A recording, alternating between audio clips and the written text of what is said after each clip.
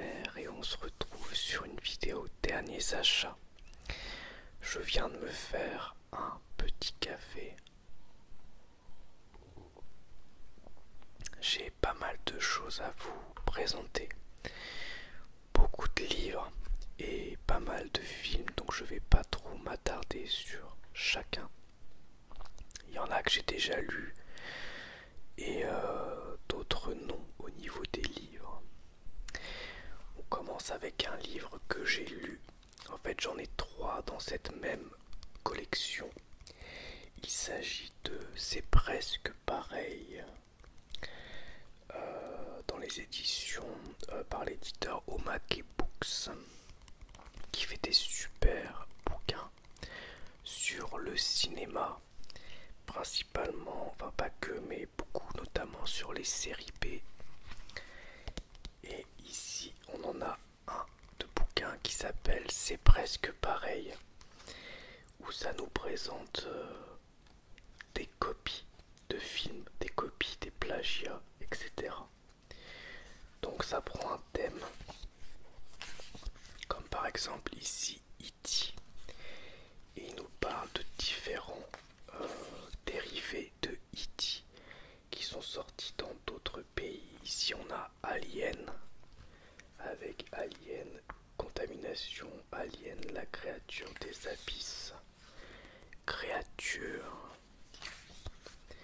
Alien Origine, Alien versus Hunter, parodie, ou pas vraiment parodie d'ailleurs, mais copie de Alien versus Predator. Ici on a Chainsaw Devil, qui est un genre de copie de Massacre à la tronçonneuse. On a Twilight, plein de copies de Paranormal Activity. On a plein de trucs cool. Les copies de Rambo, de Les Dents de la Mer, James Bond, les films de super-héros, Terminator.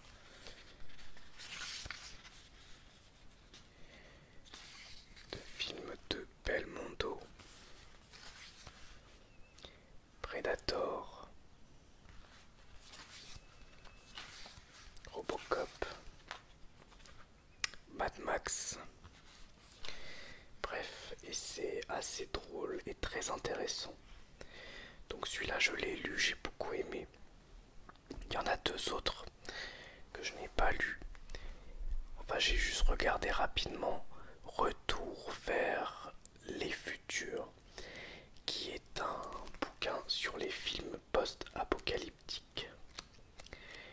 Donc ça va de évidemment Mad Max à Firebird, Malvol, Texas Gladiator, Parasite, Le Dernier Combat, Le Gladiateur du Futur, Rush, Striker, Zone Interdite, Rage, Defcon, Diesel, le Drive-In de l'Enfer qui était offert en DVD avec le bouquin, et plein d'autres films. Je vous montre des affiches.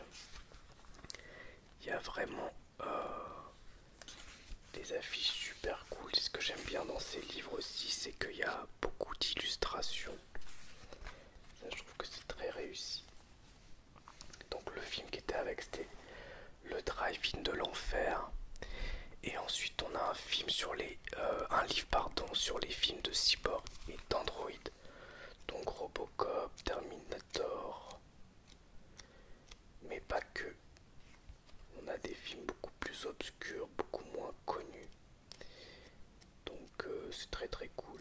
Il y a le cyborg notamment avec Van Damme que moi j'adore. Bref, super sympa. On continue avec un livre neuf. C'est Notre part de nuit. Notre part de nuit, que je n'avais pas prévu d'acheter à la base. Je suis allé dans une petite librairie chez mes parents et le libraire, je lui ai demandé conseil puisque je cherchais du Sénégal, il n'en avait pas. Et du coup en cherchant, il m'a dit ouais, il faut absolument que tu lises ce bouquin, il est génial. Et du coup bah j'ai craqué. J'ai craqué, j'ai craqué, j'ai craqué. Donc je vais vous lire le synopsis. Un père et son fils traversent l'Argentine par la route. Comme en fuite, où vont-ils? À qui cherche-t-il à échapper? Le petit garçon s'appelle Gaspard. Sa mère a disparu dans des circonstances étranges. Comme son père, Gaspard a hérité d'un terrible don. Il est destiné à devenir médium pour le compte d'une mystérieuse société secrète qui entre en contact avec les ténèbres pour percer les mystères de la vie éternelle. Donc c'est un pavé quand même. Il fait 700 pages et je l'ai eu pour 10,90 € il me semble. Ensuite, celui-ci je l'ai lu. Il s'agit de Shin Zero, tome 1 sur 3. Donc il n'y a pas encore le tome 2 ou le tome 3 pour l'instant. C'est une BD dans un format qui fait un petit peu penser à du manga. C'est un roman graphique où ça raconte l'ubérisation des Sentai, qui sont des super-héros japonais. Et donc, il n'y a plus vraiment de gros dangers aujourd'hui. Donc, il y a des jeunes qui deviennent Sentai et qui sont sur une application où ils acceptent des missions plus ou moins intéressantes, souvent très mal payées, où par exemple ils vont escorter quelqu'un, ou alors ils vont faire la sécurité dans un magasin, ce genre de choses. Et donc on suit la vie de 5 personnages qui vivent en colocation. Et j'ai trouvé que c'était très réussi, que ce soit au niveau du dessin, au niveau de l'histoire, au niveau de tout ce que ça a amené. J'ai trouvé ça génial. Ça se lit très très bien. J'ai hâte de lire le volume 2 et le volume 3 qui ne sont donc pas encore sortis.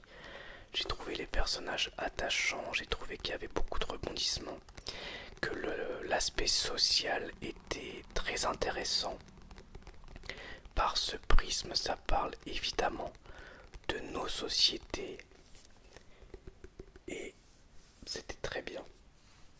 Donc l'aspect super-héroïque est en trame de fond, mais c'est plus une histoire sociale finalement, je dirais. Ensuite, beaucoup aimé. Alors j'ai enlevé la jaquette parce que je la trouvais terriblement moche. Le volume 1 de l'édition Deluxe du manga Kingdom. Kingdom que vous aviez été plusieurs à me recommander, à montrer des dessins. Et j'ai adoré. Donc cette version Deluxe coûte 20 €. Il y a 2 volumes à l'intérieur. Et j'ai adoré pour plusieurs raisons. Déjà l'histoire est géniale. Les dessins sont très beaux. Mais aussi dans cette édition, ce que j'ai adoré, c'est qu'à chaque chapitre, à chaque fin de chapitre, on a un mot de l'auteur dans cette édition de luxe qui nous explique un petit peu le contexte d'écriture du chapitre, pourquoi il a pris telle ou telle décision, pourquoi il a choisi de faire tel ou tel personnage comme ci ou comme ça. Et c'est passionnant en fait pour chaque chapitre d'avoir un mot de l'auteur. L'édition est vraiment sympa en plus. Donc c'est une très belle édition de luxe, je trouve. Et l'histoire, eh bien, ça prend place dans la Chine impériale. Et on suit un jeune homme et son ami qui sont plus ou moins des esclaves, si on peut dire. qui rêvent de devenir de grands guerriers, des généraux. Et je vous en dis pas plus. Mais je remercie en tout cas les personnes qui m'en ont parlé. Je vais m'acheter bientôt le volume 2 parce que franchement c'était incroyable. Ensuite on arrive à un banger ultime. Vous savez mon amour pour Berserk. Évidemment j'adore Berserk. J'ai déjà tous les volumes en édition simple. Et je ne pouvais pas passer à côté de cette édition Prestige qui est magnifique. J'aurais dû prendre une édition simple pour que vous puissiez voir, mais en gros ça fait un bon tiers de plus au niveau de la taille. On a un genre de vernis rouge sur le côté, un marque-page tissu, des pages couleurs, une très bonne qualité de papier. Je fasse attention à ce que je vous montre. Et bah c'est hyper agréable à lire. J'ai lu ces 2 volumes puisque ça inclut 2 volumes. Franchement c'est presque une redécouverte de le lire comme ça, tellement c'est agréable.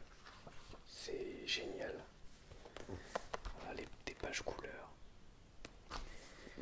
Pages couleurs qui étaient en noir et blanc, hein, donc dans le manga qu'on avait ici en France jusqu'à maintenant par Glénat. Et donc des fois on voyait pas très bien. Franchement l'édition est superbe. Elle coûte 25 €. C'est sûr qu'elle n'est pas donnée. Mais elle est très belle. Vraiment très belle. Je ne peux que vous la recommander si vous voulez découvrir Berserk dans les meilleures conditions ou si vous aimez Berserk, évidemment. On continue avec une BD, un comics que j'ai trouvé aujourd'hui alors que j'étais sur l'autoroute à 5 € au lieu de 18 €. C'est Out of Body de Peter Milligan et Inaki Miranda. Out of Body. Je l'ai trouvé sur une aire d'autoroute. Il y avait plusieurs BD à 5 €, notamment des BD Far Cry. Mais elles m'intéressaient pas plus que ça. Et on avait cette BD sur un homme qui est dans un état de coma et qui se retrouve entre la vie et la mort en lien avec une médium. J'ai lu pour l'instant que le premier chapitre alors que j'étais en pause sur l'autoroute justement, et j'ai vraiment bien aimé. Donc je vais lire la suite tout à l'heure, mais ça a l'air assez sympa et je trouve le dessin vraiment joli, vraiment joli. Ouais, ça a l'air vraiment intéressant en tout cas. Donc Out of Body, c'est un one shot. Il y a 5 chapitres, il y a un début, il y a une fin, tout à l'intérieur. Et le dernier livre que j'ai trouvé en ressourcerie pour 2 €. C'est une très belle édition de 20 000 lieues sous les mers de Jules Verne. Une édition de 2006 avec des dorures et illustrée. Elle est vraiment magnifique, elle est grande.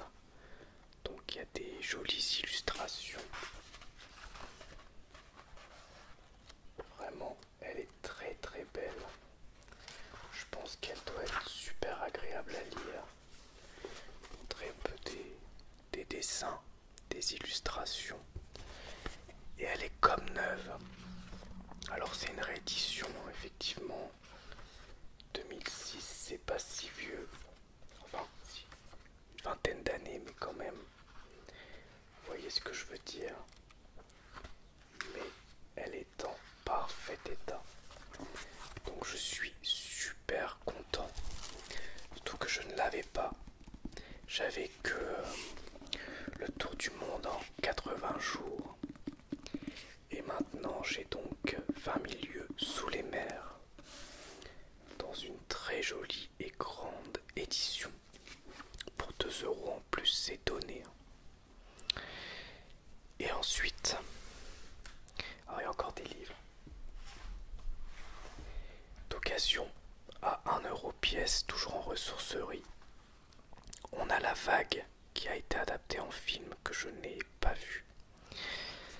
Mais je sais que c'est très bien et je voulais lire le livre avant de voir le film. Livre qui en plus fait seulement 150 pages, donc ça doit se lire assez vite. C'est un professeur qui peut faire comprendre les mécanismes du nazisme, créer un mouvement expérimental. Et son but, bah, donc, c'est de montrer en fait comment une dictature peut s'imposer au sein de sa classe. La Vague, donc, super état. On a aussi, attendez un petit coup de café, on a aussi de Stephen King, on a Shining, que j'avais déjà mais dans une édition plus ancienne, où c'était écrit vraiment petit, c'était pas facile à lire. Donc là c'est une édition de poche mais écrit un petit peu plus gros, donc ça va être plus facile de le lire pour 1 €.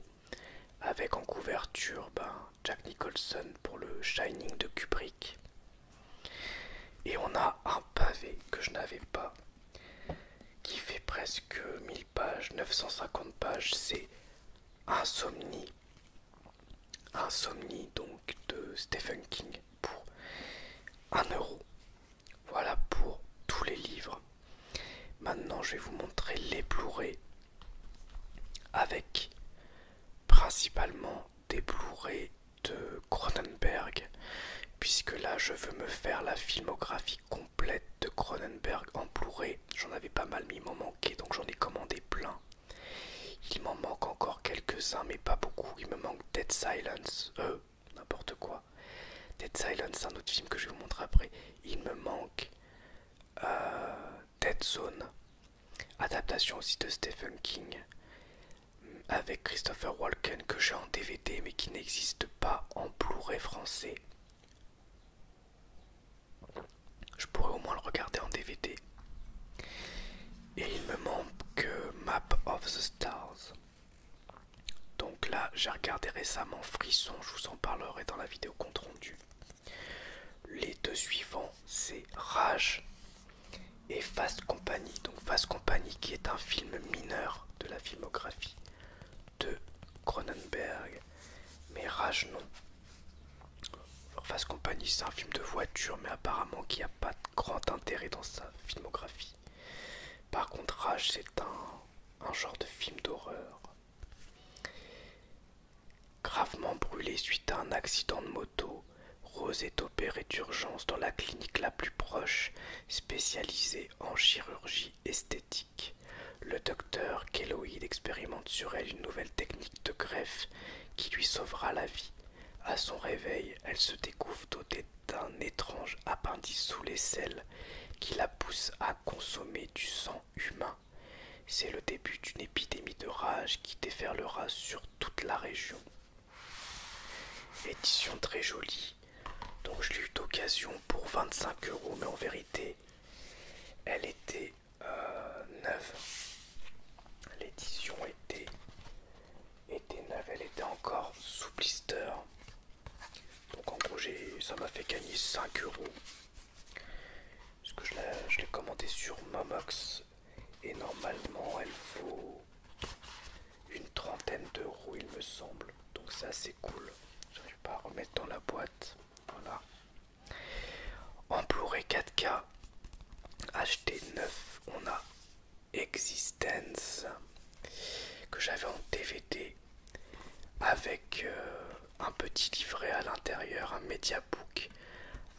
plein de choses sur le film que j'aime beaucoup. Un des premiers Cronenberg que j'ai vu comme beaucoup de gens avec La Mouche. C'est un de ses plus connus, Existence. Cronenberg qui est là. C'est un film avec des personnages qui se retrouvent dans un genre de monde virtuel par le biais d'un pod. Je vous invite à regarder la vidéo de Chroma sur ce film. Donc ensuite, je vais pas détailler tous les films, mais j'ai 3 films que j'ai eu dans un coffret de Cronenberg à 10 € le film. On a Scanners, qui est aussi un de ses plus connus, sur des personnes qui ont des pouvoirs psychiques. On a Chromosome 3, que je n'ai jamais vu mais que j'avais en DVD. Scanner et Chromosome 3, je les avais en DVD, mais en fait je veux les voir dans les meilleures conditions possibles.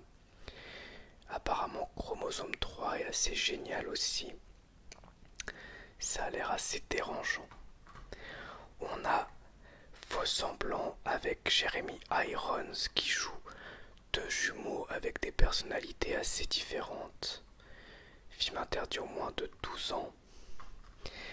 Et on a Le Festin nu, adapté de Naked Lunch, un livre plus ou moins autobiographique, mais de son auteur. Alors je sais plus le nom de l'auteur. Ah oui, William S. Burroughs. Roman culte de William S. Burroughs, ça part dans tous les sens, c'est un gros délire. Et c'est un film qui a l'air très intéressant, qui a été fait justement avec la personne qui a écrit le bouquin. Donc je ne l'ai pas encore vu, mais je vais vous lire le synopsis. Bill est un écrivain toxicomane qui subsiste en travaillant comme exterminateur de cafards à New York.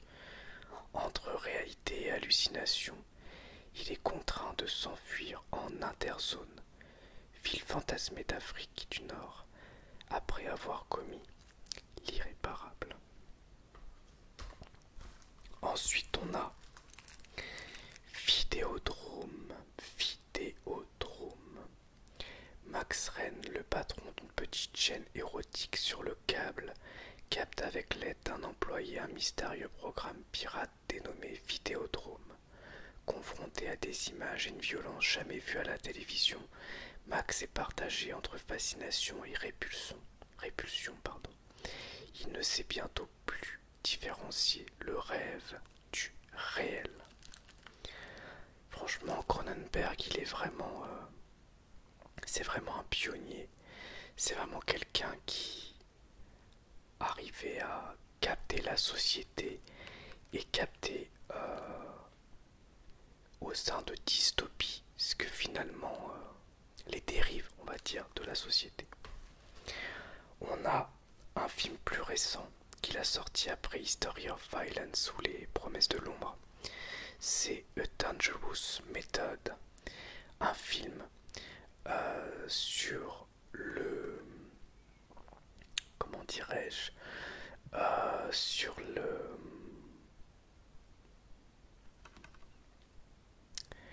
l'opposition entre Carl Jung et Freud, Sigmund Freud, par le biais d'une femme qui se retrouve au milieu de ces 2 personnages et qui, je crois, sombre plus ou moins dans la folie. Et on a un coffret de 3 Blu-ray, cette fois pas du tout de Cronenberg. On a Dead Silence, Session 9 et La Voix des Morts. Alors je vais l'ouvrir parce que je ne vais pas garder le coffret. Je vais garder que les Blu-ray en individuel. Parce qu'il n'y a pas vraiment de lien entre ces films. C'est juste que c'était des films que je voulais avoir en Blu-ray, tout simplement. Comme ça, je peux vous montrer les les jaquettes. On a La Voix des morts, avec comme acteur principal Michael Keaton. À l'issue de la mort brutale de sa femme, l'architecte Jonathan Rivers plonge dans un désespoir profond. Contacté par un certain Raymond Price, il entend pour la première fois un enregistrement de la voix post-mortem de la défunte, celle-ci essayant d'entrer en contact avec lui pour le prévenir d'un danger. D'abord plus que sceptique, il se rend cependant vite à l'évidence que l'inconnu n'est ni un charlatan, ni un illuminé. Ensuite on a Session 9, film qui m'intéresse beaucoup. Ça a l'air d'être un sacré délire.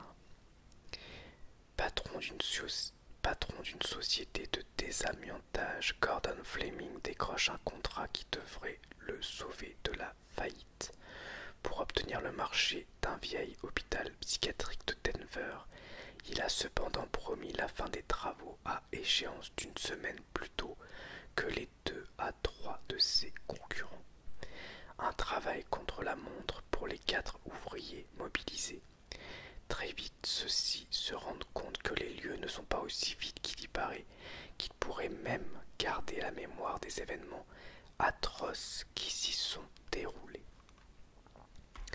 Et enfin, un film de James Wan, à qui on doit notamment les Conjuring, enfin les deux premiers Conjuring, ou Insidious, ou encore évidemment Saw, Dead Silence.